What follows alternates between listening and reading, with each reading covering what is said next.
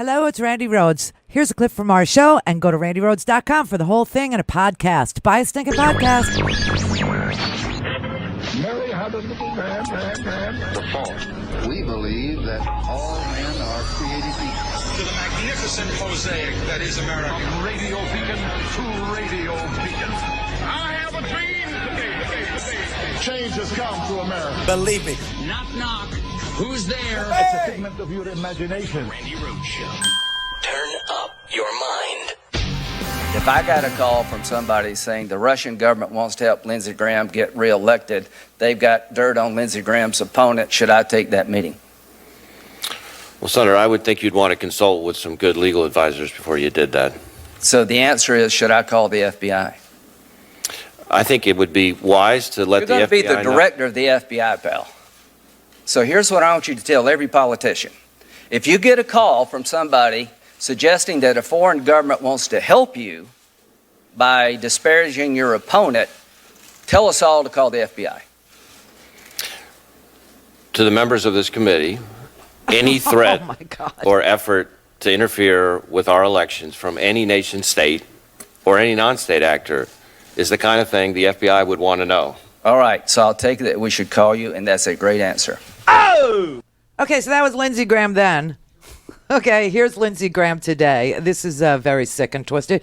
And one has to wonder, is it a goat or a boy? What are the implications of hearing the President of the United States saying it's okay to accept foreign dirt from about an opponent? Yeah, I think it's a mistake. I think it's a mistake of law. I don't want to send a signal to encourage this. And I hope my Democrat colleagues will be equally offended by the fact that this actually did happen in 2016, where a foreign agent was paid for by a political party to gather opposition research. All those things are wrong. Should there be legislation to make it expressly outlawed in this country? I think it already is. I think so too. I'm willing to make it clear if we need to. The president also suggested that you guys, members of Congress, would do the exact same thing by accepting foreign information. Well, I can only speak for myself. I've never had a government come up to me and say, hey, I'd like to help you in your campaign. The answer is no. It's got to be no. I mean, the likelihood of foreign interference is growing, not lessening. And again, you've got a situation in 2016 that, Don Jr. sat down and talked with somebody representing themselves to have information, and that was a mistake. Apparently, they didn't act on it. It's not a crime to have a meeting. It's a crime to receive the information, and apparently that didn't happen. But what did happen for sure, I know, it didn't is happen. that Christopher Steele was hired by Fusion GPS, who was paid by the Democratic Party, and his dossier was salacious and unverified to this day, and used to get a warrant and maybe start a counterintelligence investigation. So I want to look at all of it. Yeah, you look at all of it, Lindsey, because the timeline of Christopher Steele's dossier being the predicate, the reason, the opening salvo to the counterintelligence investigation that James Comey opened in June of 2016 is impossible, because nobody had Steele's dossier until October. So, it just won't work. It won't. But Hillary. Also, can I just tell you, Chris Steele was a private citizen. No, he was not a government agent of anybody's when he was working for Fusion GPS. And may I also point out that Fusion GPS was originally hired by Paul Singer, a GOP operative who runs the conservative Washington Beacon, who also worked with that name from yesterday, Tom Hofeller, the Machiavelli of gerrymandering, okay, the guy who thought up the idea of putting the citizenship question on the census in order to get information about where 18-year-old and older citizens were, so that they would have a tranche of information to use to gerrymander districts and to appropriate money by undercounting all the people in a place, all the people in a state, which is always the way that the census worked. Okay, the way the census works is all the people, all of them are counted. Why are all the people counted? Because all the people are going to get sick. And all the people's children have to go to school. So you count all the people.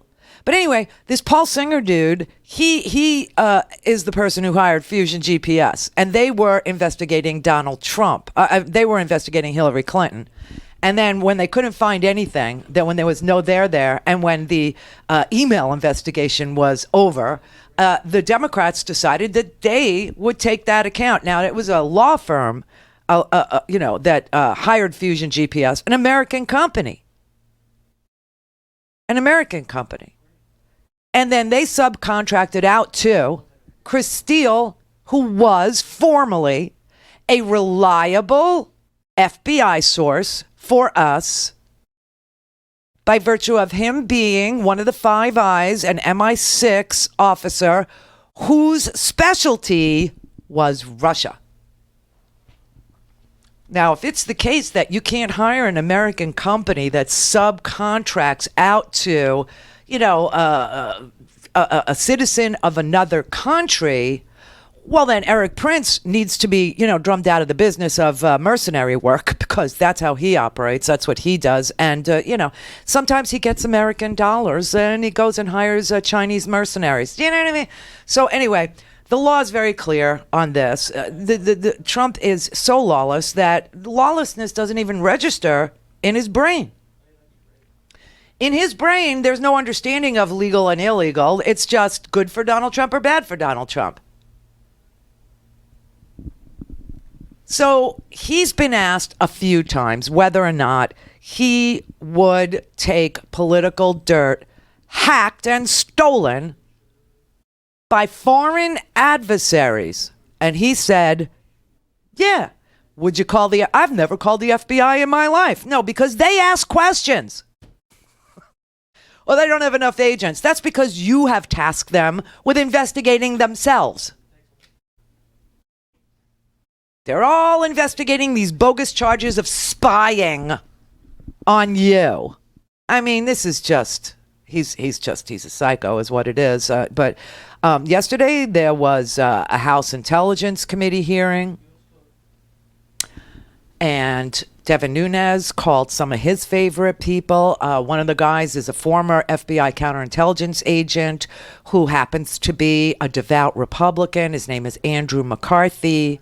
And Nunes thought that he would, like they always have the one guy from the Heritage Foundation at these hearings, right? To say he did nothing wrong, like that. So that's what Andrew McCarthy was there for. And it just didn't work out for Nunes, because Andrew McCarthy testified that taking the Trump Tower meeting was problematic, that it exposed the whole Trump campaign to blackmail. I would just add that I think by taking the meeting, and I don't think you need a lot of training for this, by taking the meeting, you've made yourself beholden to Putin in terms of however he wants to characterize it down the road, so that even if nothing inappropriate happens at the meeting, you have that vulnerability as well. Didn't work out for you, Devin. Sorry, Nunes. There was a lot of testimony yesterday. Now, Congressman Jim Himes, he went down the road of polling. Now, remember, this was not a one-way street where the Russians said, oh, we want to help Trump, so we're going to steal material. We're going to hack into the DNC. We're going to hack into the DCCC. We're going to hack into the voter registration rolls. We're going to hack in all 50 states, and then we'll give you the dirt. That's the crime here, okay? The interference in our election. And, that's leaving aside the social media effort, okay, that was conducted by the troll farm in St. Petersburg that was run by Vladimir Putin's personal chef, who was, a billionaire. Right? But it was a two-way street, because Manafort, who was also in that Trump Tower meeting and knows what campaign finance law is, and that's why I question, how did Mueller come to the conclusion that because Junior didn't know campaign finance laws, he got a pass? I don't get it. I don't understand the reasoning there. I don't understand what happened there.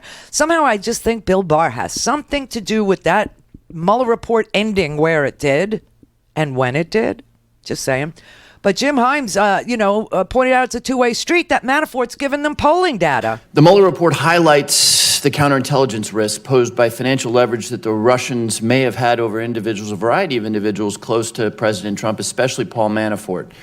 The report explains that, quote, Manafort had connections to Russia through his prior work for Russian oligarch Oleg Deripaska and later through his work for a pro-Russian regime in Ukraine. Manafort stayed in touch with these contacts during the campaign period through Konstantin Kilimnik, a longtime Manafort employee who previously ran Manafort's office in Kiev and who the FBI assesses to have ties to Russian intelligence. We also know from reporting that Manafort owed Deripaska substantial sums of money.